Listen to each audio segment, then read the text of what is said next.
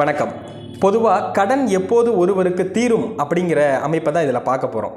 அதாவது கடன் ஏற்படக்கூடிய நிலைகள் அப்படின்னா 6, 8ஆம் அதிபதியோடு சம்பந்தப்பட்ட திசைகள் நடக்கும்போது நிச்சயமாக அவர்களுக்கு கடன் ஏற்படும் அப்படிங்கிறத நம்ம உறுதியாக சொல்ல முடியும். அதே சமயம் கோச்சார ரீதியாக அஷ்டமச்சனி, ஜென்மசனி போன்ற பாதக அமைப்புகள் நடந்து கொண்டிருக்கும் போது தேவையில்லாத செலவுகளை அந்த அமைப்புகள் கொண்டு வந்து கொடுத்து விடும்.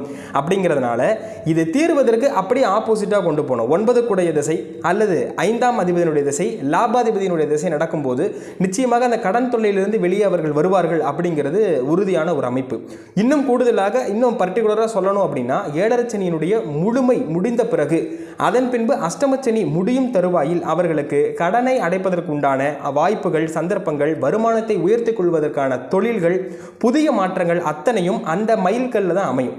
ஸோ அதனால அஷ்டமச்சனி முடிவிலோ 7.5 சனி முடிவிலோ அல்லது 1, 5, 9க்குடைய தசைகள் ஆரம்பத்திலோ அவர்கள் கடன்களை நிச்சயம்